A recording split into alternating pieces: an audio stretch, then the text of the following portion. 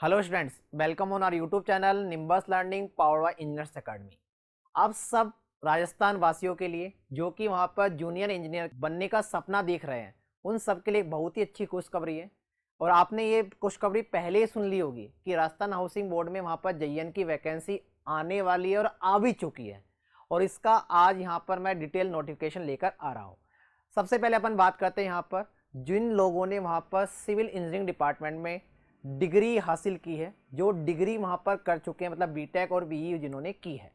तो आपको पता होगा कि डिग्री होल्डर वालों के लिए वहाँ पर टोटल वहाँ पर कनिष्ठ अभियंता जूनियर इंजीनियर की 40 वैकेंसी है। और इसका ऑनलाइन एप्लीकेशन फॉर्म स्टार्ट होने वाला है राजस्थान हाउसिंग बोर्ड की वेबसाइट पर।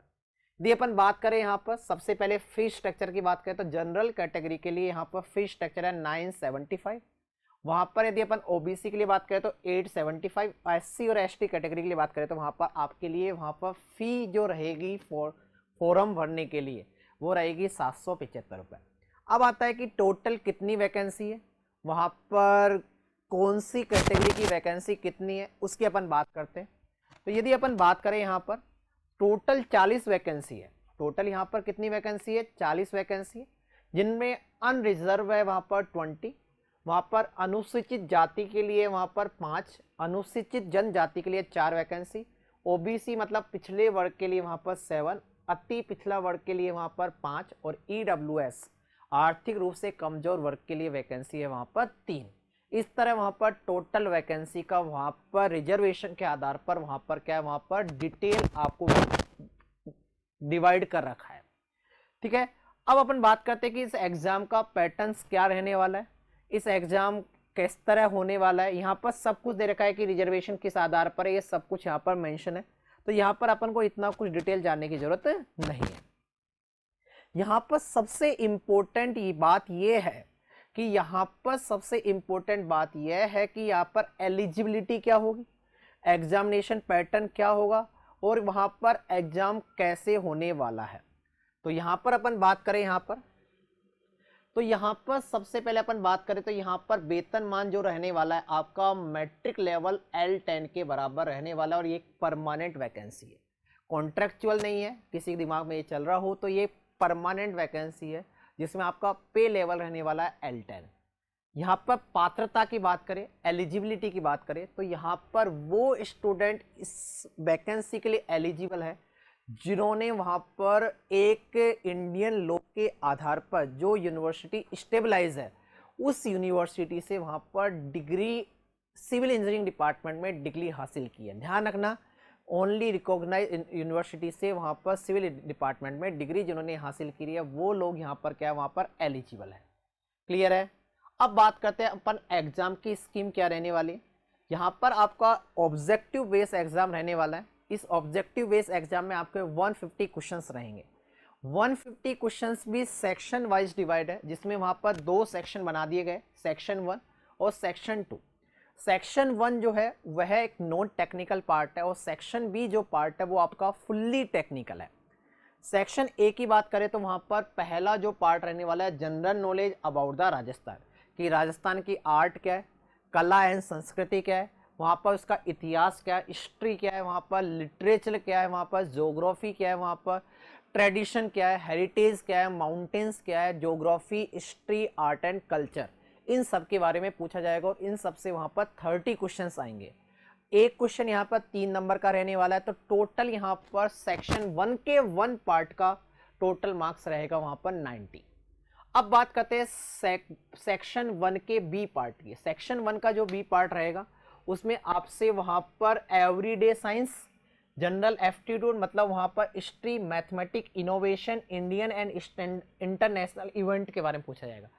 एवरीडे मतलब जनरल साइंस बोल सकते हैं अपन, जनरल एप्टीट्यूड बोल सकते हैं, और आपके डेली जो रहती है मतलब नेशनल और इंटरनेशनल इवेंट जो होते हैं, जैसे कि वहाँ पर अपन मैं एग्जांपल देता हूँ तो वहाँ पर क्या हो जाएगा कि वर्ल्ड कप कहाँ होने वाला है, कब होने वाला है, वहाँ पर IPL कब हुआ था, इस IPL में कौन वहाँ पर विजेता हुआ था, इस तरह के जनरल इवेंट्स के बारे में पूछा जा सकता है। और वहाँ पर उसके 30 क्वेश्चंस आएंगे और 30 क्वेश्चंस का मार्क करने वाला है 90। सेक्शन B जो पार्ट है वो आएगा आपका कोर सिविल इंजीनियरिंग, और कोर सिविल इंजीनियरिंग के यहाँ पर 90 क्वेश्चंस रहेंगे और वहाँ पर टोटल 270 मार्क्स का रहेगा। इस तरह आपको 150 क्वेश्चंस मिलेंगे और 150 क्वेश्चंस के लिए ड्यूरेशन रहेगी वहाँ पर 3 घंटे। सबसे इम्पोर्टेंट यहाँ पर जो बात मेरे को देखने में आई है, यहाँ पर आपको मिनिमम पेपर को क्वालिफाई करने के लिए मिनिमम 40% नंबर लाना ज़रूरी है। चाहे कट ऑफ कितनी ही जाए, यदि आपके 40% से कम नंबर है तो आपको यहाँ पर एग्जाम में क्वालिफाई नहीं किया जाएगा। लिखा हुआ है साफ, 40% shall be pass marks for the examination, मतलब मिनिमम वहाँ पर 40% आने चाहिए तभी आपको पास माना जाएगा, उसके बाद रैंक निकाली जाएगी। टोटल यहाँ पर बोल ही दिया था आपका एक क्वेश्चन 3 मार्क्स का होने वाला है, तो टोटल 450 मार्क्स का आपका पेपर होने वाला है। उसमें वहाँ पर सही मार्क्स के लिए 3 नंबर और गलत मार्क्स के लिए वहाँ पर 1 नंबर रहेगा। अब यहाँ पर बात करें सेक्शन वाइज में क्या क्या रहने वाला है, मैंने बताया दिया। राजस्थान का इतिहास, कला संस्कृति, साहित्य, परंपराएं और विरासत। दूसरा राजस्थान का भूगोल, उसमें मृदा आ जाएगा, जलवायु आ जाएगा, स्थिति आ जाएगी, वहाँ पर वन्य जीव आ जाएगा, पर्यावरणीय और पारिस्थितिक मुद्दे आ जाएंगे, वहाँ पर मरुस्थलीय आ जाएगा, कृषि आ जाएगा, पशुधन आ जाएगा, बहुउद्देश्य आ जाएगी, सिंचाई परियोजना आ जाएगी, जल संरक्षण आ जाएगा, परिवहन आ जाएगा। ठीक है, राजस्थान की राजनीति आ जाएगी। जनरल साइंस देखो यहाँ पर जनरल साइंस आ चुकी है, करंट अफेयर आ जाएगा, हिस्ट्री एंड कल्चर आ जाएगा। ठीक है, अगला क्या आएगा वहाँ पर, इकोनॉमिक्स आएगा, ज्योग्राफी आएगा, ये वर्ल्ड और अपन बोल सकते हैं इंडिया की ज्योग्राफी वगैरह की बात करें। अब टेक्निकल में बात करें तो टेक्निकल में क्या क्या पोर्शन है। टेक्निकल में पहला पोर्शन है वहाँ पर building technology and construction management, उसमें बिल्डिंग मटेरियल आ गया, रोड मटेरियल आ गया, वहाँ पर mastic asphalt and the mineral filler construction management आ गया, तो सीपीएम पर्ट भी आ गया यहाँ पर, सीपीएम पर्ट भी आने वाला है यहाँ पर। ठीक है, सबसे इंपॉर्टेंट फ्लूइड मैकेनिक्स आ गई, पूरा का पूरा फ्लूइड मैकेनिक्स यहाँ पर है, मतलब फ्लूइड स्टैटिक, फ्लूइड काइनेमेटिक्स, यहाँ पर fluid flow through the pipe भी यहाँ पर है। अब यहाँ पर हाइड्रोलिक मशीन नहीं है, बस अपन को चीजें देखनी है कि यार यहाँ पर इस एग्जाम में क्या नहीं है। हाइड्रोलिक मशीन नहीं है, ओपन चैनल फ्लो नहीं है। अब बात करते हैं वहाँ पर सर्वे और एस्टिमेट। सर्वे में यहाँ पर आपके ट्रेवल्सिंग है, कंपास है, थ्रोडोलाइट है, लेवलिंग है, प्लेन टेबल है, ट्रिगोनोमेट्रिक सर्वे है, फील्ड एस्टिमेट है। यहाँ पर आपके एडवांस सर्वे में जीआईएस, रिमोट सेंसिंग सब कुछ है। ठीक है, एस्टिमेट भी है, यहाँ पर एस्टिमेट का पार्ट भी दे रखा है, वहाँ पर tender, contract, centre line method, building layout सब कुछ दे रखा है। अगला है वहाँ पर इरिगेशन एंड डब्ल्यूआरई, इरिगेशन का पूरा पार्ट यहाँ पर मेंशन है।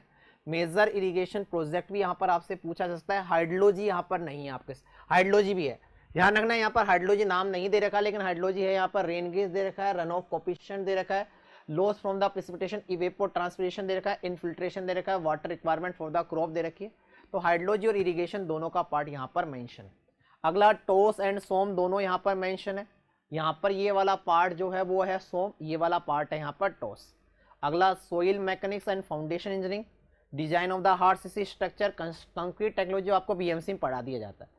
Design of the steel structure, construction technology आपको अलग से मेंशन है, ये भी आपसे पूछा जाएगा। ऑटोकैड, पब्लिक हेल्थ इंजीनियरिंग, मतलब यहाँ पर एनवायरमेंटल इंजीनियरिंग भी आपसे पूछी जाएगी। Highway and the bridge, highway and the bridge ये यहाँ पर पूछा जाएगा। ये सब आपके वहाँ पर क्या रहने वाला है, आपका यह सिलेबस रहने वाला है जो कि आपको एग्जाम में पूछा जाएगा। तो ये सब बातें थी यहाँ पर डिग्री वाले स्टूडेंट्स के लिए। अब यदि अपन बात करते हैं वहाँ पर डिप्लोमा वाले स्टूडेंट्स के लिए, यदि अपन बात करते हैं वहाँ पर डिप्लोमा वाले स्टूडेंट्स के लिए, यदि आप अपन बात करते हैं वहाँ पर डिप्लोमा वाले स्टूडेंट्स के लिए, तो डिप्लोमा यहाँ पर डिग्री और डिप्लोमा वाला के अलग अलग वैकेंसी निकली हुई है हाउसिंग बोर्ड में। डिग्री वालों के लिए 40 वैकेंसी है, तो वहाँ पर डिप्लोमा वालों के लिए 60 वैकेंसी है। तो यहाँ पर 60 वैकेंसी वहाँ पर डिप्लोमा वाले स्टूडेंट के लिए। फी स्ट्रक्चर डिग्री और डिप्लोमा का बिल्कुल सेम है, बस यहाँ पर नंबर ऑफ द वैकेंसी का डिफरेंस है। 60 टोटल वैकेंसी है, जिसमें सामान्य मतलब जनरल की 30, अनुसूचित जाति की 7 है, जनजाति की 6 है, ओबीसी की 10 है, अन्य पिछले वर्ग की 2 है और वहाँ पर ईडब्ल्यूएस की वहाँ पर 5 है। ठीक है, अब यहाँ पर अपन बात करते हैं यहाँ पर पैटर्न क्या रहने वाला है, डिप्लोमा का पैटर्न क्या रहने वाला है, सिलेबस क्या रहने वाला है, इसके अपन बात कर लेते हैं। सब कुछ लगभग सेम है, बस यहाँ पर थोड़ा सा डिफरेंस है। यहाँ पर भी देखो वही 150 क्वेश्चन आने वाले, यहाँ पर टेक्निकल नॉन टेक्निकल लगभग सेम है, पूरा का पूरा सेम है, बस सिलेबस में यहाँ पर डिफरेंस आ जाएगा। वही 3 मार्क्स का क्वेश्चन रहने वाला है, एक नंबर एक नेगेटिव रहने वाली है, 40% वहाँ पर मिनिमम आपको क्वालिफाई करने के लिए मार्क्स चाहिए। नॉन टेक्निकल पूरा का पूरा सेम है, इतिहास आ गया, भूगोल आ गया, आपकी राजनीति आ गई, जनरल साइंस, हिस्ट्री, इकोनॉमिक्स सब कुछ सेम है। टेक्निकल में अपन डिफरेंस है, यहाँ पर बिल्डिंग मटेरियल है, यहाँ पर आपके एस्फाल्ट मटेरियल नहीं है। एस्फाल्ट मटेरियल वहाँ था, यहाँ पर नहीं है। सर्वे में यहाँ पर आपका वहाँ पर एडवांस सर्वे नहीं है, वहाँ पर एडवांस सर्वे था डिग्री में, यहाँ पर एडवांस सर्वे नहीं है। सोम है, यहाँ पर आपके सिलेबस में टोस नहीं है, टोस नहीं है। आरसीसी है, इरिगेशन हाइड्रोलॉजी इरिगेशन है, सोइल मैकेनिक्स है, यहाँ पर ऑटोकैड है। मतलब आपके यहाँ पर स्टील भी नहीं है, आपके यहाँ पर हाईवे भी नहीं है, आपके यहाँ पर एनवायरनमेंट नहीं। तो इसका मतलब क्या हुआ, जो भी स्टूडेंट आपके आरएसएसबी जेईई की तैयारी कर रहे हैं वहाँ पर सिलेबस पूरा का पूरा सेम है जैसा कि आपके राजस्थान हाउसिंग बोर्ड का है। राजस्थान हाउसिंग बोर्ड और आपका वहाँ पर जो आरएसएसबी जेईई की वैकेंसी आने वाली है जिसका एग्जाम जुलाई में कैलेंडर में है, तो वहाँ पर दोनों का सिलेबस वहाँ पर सेम है। तो उसी सिलेबस मतलब जो भी आपको ये नहीं है कि अलग से कुछ तैयारी करनी है, बस नॉन टेक्निकल में थोड़ा सा डिफरेंस है तो उसको देखना है। टेक्निकल डिप्लोमा में वहाँ पर भी 6-7 सब्जेक्ट थी, यहाँ पर भी 7 सब्जेक्ट है। डिग्री में वहाँ पर पूरा सिलेबस था, यहाँ पर भी पूरा सिलेबस, मतलब लगभग सिलेबस सेम है। तो अपन को वहाँ पर तैयारी एक करोगे और आपको दोनों एग्जाम में बैठने का मौका मिलेगा। दोनों की तैयारी सेम है, पेपर का लेवल ही मुझे लगता है सेम आने वाला है। तो जो भी स्टूडेंट यहाँ पर जेईएन बनने के सपने को देख रहा है, अपने घर वालों के सपनों को पूरा करना चाहता है, अपने मुकाम तक पहुँचना चाहता है, तो आज से ही तैयारी स्टार्ट कर दो जिन्होंने अभी तक नहीं की है। और जिन्होंने कर ली है वो अपनी तैयारी को थोड़ा इन्हांस करिए, टाइम ज़्यादा दीजिए, प्रैक्टिस करिए, क्वेश्चंस करिए, टेस्ट सीरीज करिए और बने रहिए निम्बस लर्निंग यूट्यूब चैनल के साथ, जहां पर होती है आपके फ्यूचर की तैयारी। और हम आपके लिए, आपकी तैयारी के लिए, आपके सपनों को पूरा करने के लिए हमेशा प्रतिबद्ध है, हमेशा आपके साथ है। तो धन्यवाद, बने रहिए निम्बस लर्निंग यूट्यूब चैनल के साथ। If you really like the video, please hit the like button, share the video, subscribe to our YouTube channel and press the bell icon for the latest updates. Thank you.